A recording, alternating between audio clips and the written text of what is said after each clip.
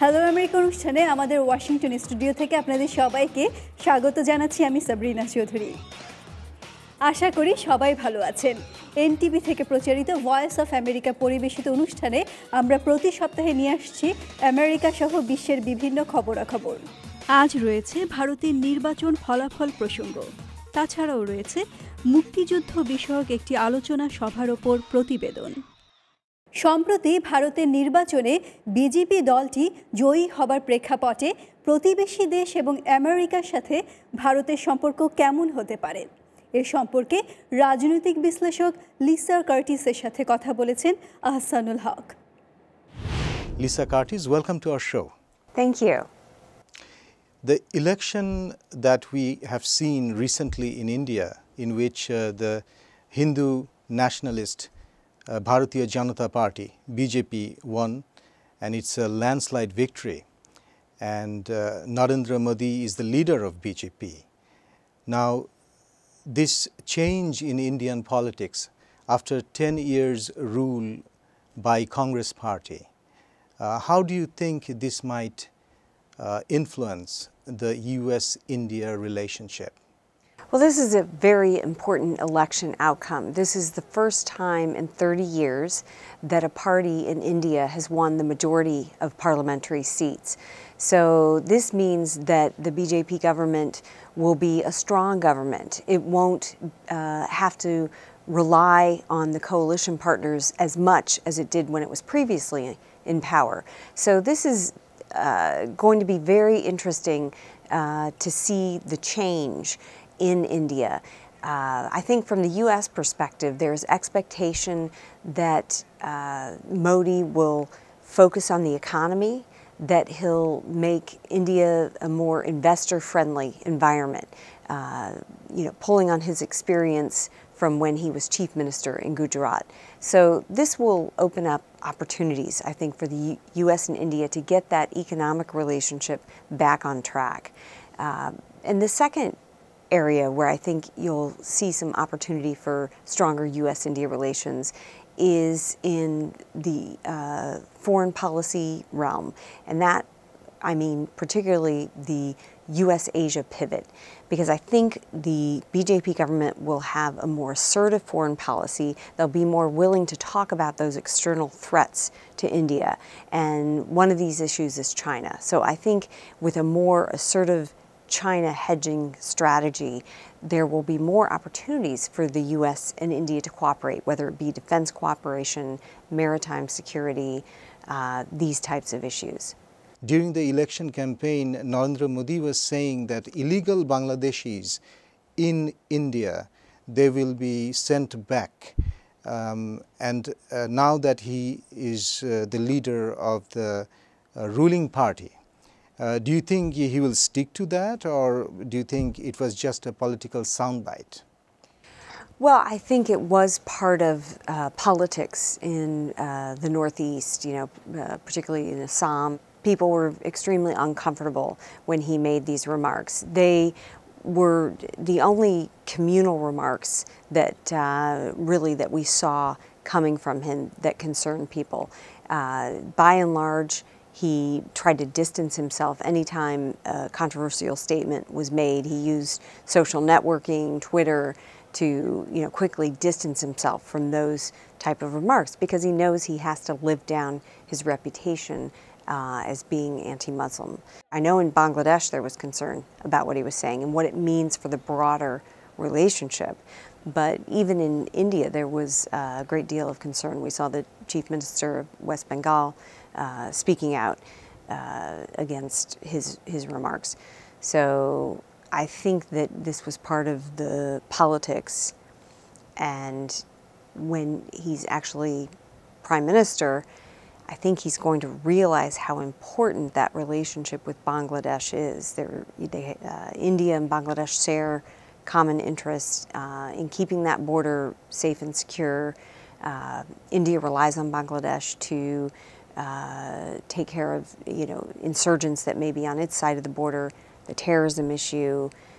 There are terrorists that operate from Bangladesh and move into India, so India relies on Bangladesh on that issue.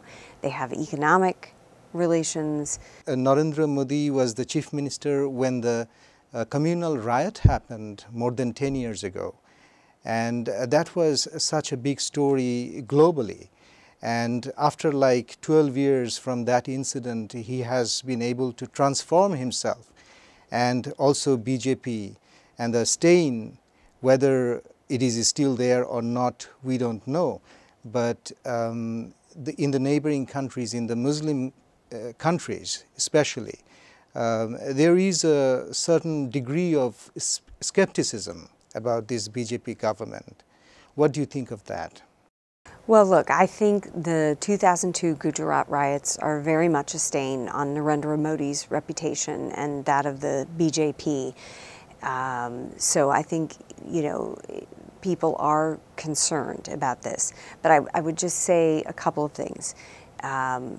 It seems that Modi and the other BJP leaders are really getting away from communal politics.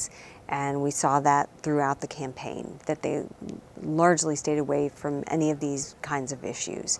And the second thing is the mandate that Modi has been given. The fact that the BJP was elected by such a large margin.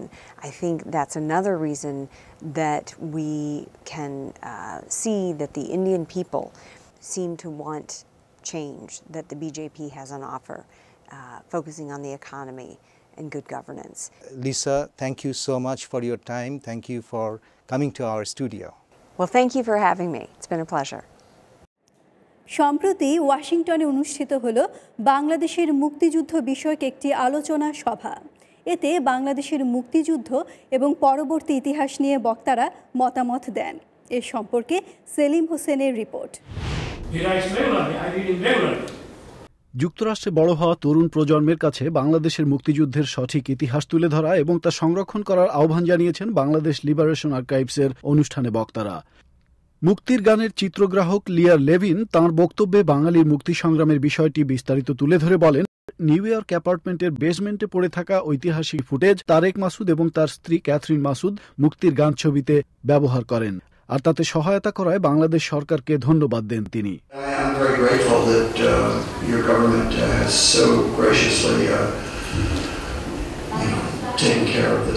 তিনি বলছিলেন, আমি বাংলাদেশ সরকারের প্রতি কৃতজ্ঞ যে সরকার এসব সংরক্ষণে সহায়তা করছেন।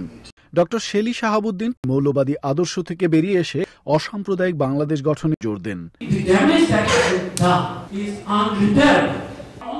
ডক্টর শেলি বলেন, আমাদের যে ক্ষতি তা অপূরণীয় এবং আমরা টিকে থাকতে পারি যদি শুধুমাত্র বিশ্ব এগিয়ে আসে সহায়তা করতে। সাংবাদিক লরেন্স লিপশুলটজ তার লেখা বাংলাদেশ দ্য আনফিনিশড রেভলিউশন নিয়ে আলোচনা করেন।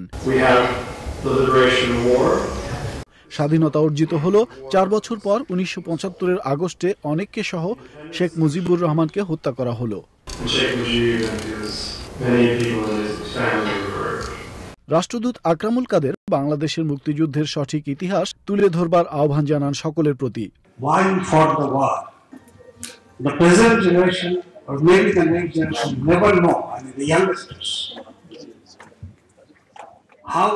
রাষ্ট্রদূত বলেন, 1971 থেকে 2014 সাল পর্যন্ত অনেক অজানা বিষয় রয়েছে। আশা করি লরেন্সের বই প্রকাশের পর অনেক অজানা কথা জানা যাবে।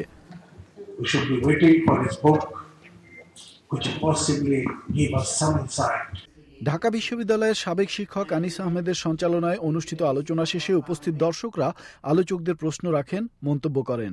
রাষ্ট্রদূতের বক্তব্যের পর বাংলাদেশ লিবারেশন আর্কাইভসের পক্ষ থেকে ডক্টর শামীমা আক্তার ডেইজি রাষ্ট্রদূত আকরামুল কাদেরকে একটি ক্রেস্ট প্রদান করেন।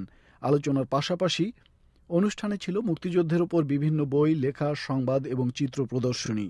43 বছর আগে বাংলাদেশের মুক্তিযুদ্ধে যে নৃশংস এবং ভয়াবহ ঘটনা ঘটেছিল তার পুনরাবৃত্তি যেন পৃথিবীর কোথাও কখনো আর না ঘটে, সেই কথাটি বাংলাদেশ লিবারেশন আর্কাইভসের আজকের বাংলাদেশ দূতাবাসের অনুষ্ঠানে বক্তারা তুলে ধরলেন আরও একবার।